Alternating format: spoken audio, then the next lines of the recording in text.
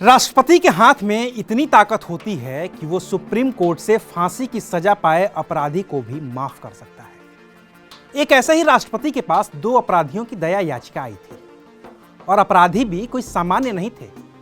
वो लोग थे जिन्होंने उसी राष्ट्रपति की बेटी और दामाद की गोलियां मारकर हत्या कर दी थी। सोचिए कि उस राष्ट्रपति ने उस दया याचिका का क्या किया होगा। अगर बॉलीवुड की कोई फिल्म होती तो शायद राष्ट्रपति अपराधियों को माफ कर देते, लेकिन उस राष्ट्रपति ने ऐसा नहीं किया। उसने दया याचिका खारिज कर दी और फिर दोनों अपराधियों को फांसी पर चढ़ा दिया गया।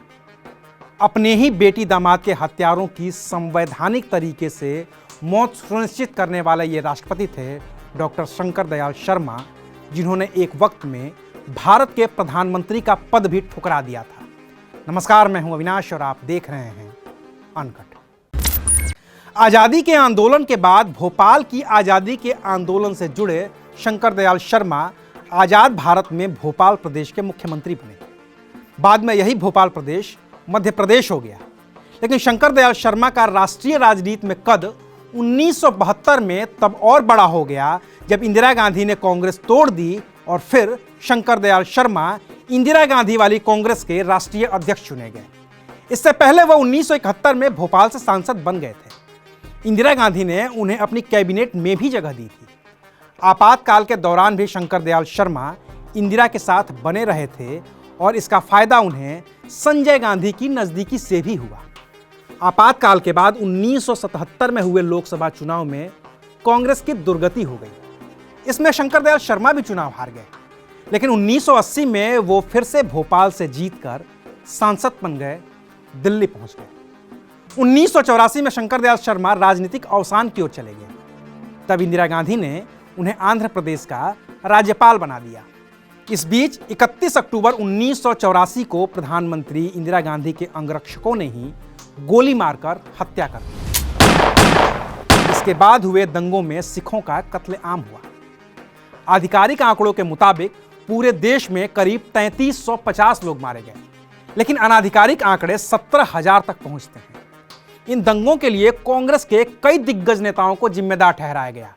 खुद प्रधानमंत्री राजीव गांधी से लेकर जगदीश टाइटलर, सज्जन कुमार, कमलनाथ समेत तमाम नाम थे। इन नामों में एक नाम ललित माकन का भी था, जो कांग्रेस के युवा नेता थे और तब दक्षिणी दिल्ली से सांसद हुआ करते थे। लेकिन उनका एक और परिचय था। वो शंकर दयाल शर्मा की बेटी गीतांजलि के पति थे, यानी कि वो शंकर दयाल शर्मा के दामाद थे।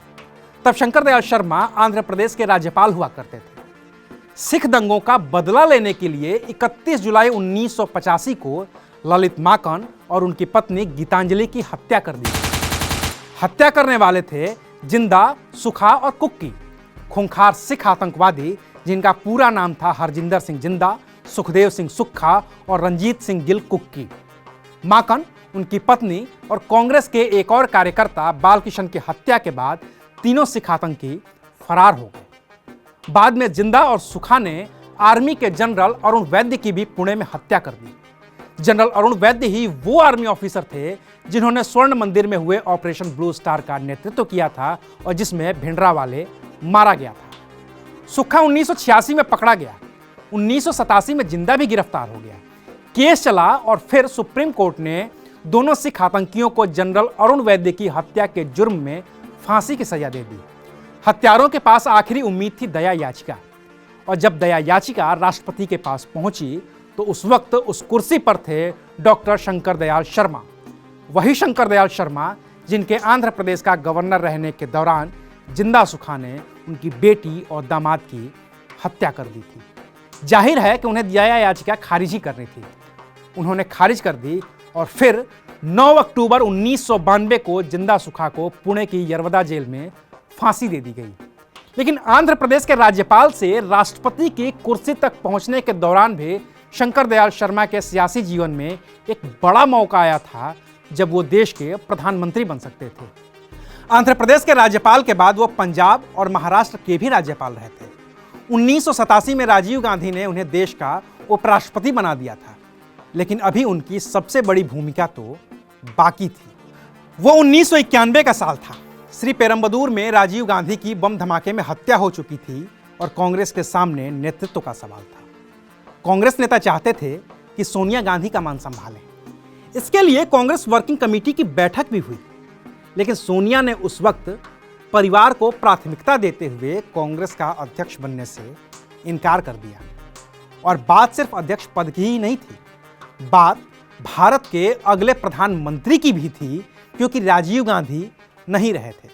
लोकसभा के चुनाव चल रहे थे और कांग्रेस के लिए सहानुभूति भी थी, क्योंकि राजीव गांधी की हत्या हो चुकी थी। जो पार्टी का अध्यक्ष होता वो प्रधानमंत्री पद का स्वाभाविक दावेदार भी होता, और इस पद का सपना तो एनडी तिवारी, अर्जुन सिंह और शरद पवार जैसे नेता भी देख रहे थे। लेकिन तय ये भी था कि सोनिया जिसके नाम पर सहमति देंगी, अध्यक्ष या यूं कहें कि भारत का अगला प्रधानमंत्री तो वही होगा। सोनिया को सबसे ज्यादा भरोसा अपनी सास और राजीव गांधी की मां इंदिरा गांधी के प्रधान सचिव रहे पीएन हक्सर पर था। पीएन हक्सर ने कहा कि इस पद के लिए सबसे उपयुक्त शंकर दयाल शर्मा होंगे। तब शंकर दयाल शर्मा किसी प्रदेश के राज्यपाल न होकर देश के उपराष्ट्रपति थे। अब सवाल था कि शंकर दयाल शर्मा से कहे कौन। तो फिर आगे आई अरुणा आसफ अली, नेहरू परिवार की पुरानी दोस्त। उन्होंने सोनिया गांधी की तरफ से शंकर दयाल शर्मा को कांग्रेस अध्यक्ष बनने का प्रस्ताव दिया। शंकर दयाल शर्मा तब करीब 73 साल के हो रहे थे। उन्होंने विनम्रता से इनकार कर दिया, कहा कि अब उनकी उम्र हो रही है, सेहत भी ठीक नहीं रहती है और कांग्रेस अध्यक्ष का पद एक बड़ी जिम्मेदारी है जिसे मैं ठीक से निभा नहीं पाऊंगा। अरुणा आसफ अली वापस लौटी, सोनिया गांधी को पूरी बात बताई। फिर सोनिया ने पीएन हक्सर से मुलाकात की। हक्सर ने फिर नाम सुझाया पीवी नरसिम्हा राव का। राव भी तब 70 के लपेटे में थे। वो तैयार हो गए और इस तरह से 1991 के चुनाव के बाद नरसिम्हा राव के रूप में देश को अगला प्रधानमंत्री मिला। और शंकर दयाल शर्मा, उन्होंने उपराष्ट्रपति का कार्यकाल पूरा किया और फिर वो देश के राष्ट्रपति बन गए। देश के इतिहास के वो इकलौते ऐसे राष्ट्रपति थे जिन्होंने 3-3 प्रधानमंत्रियों को शपथ दिलाई थी।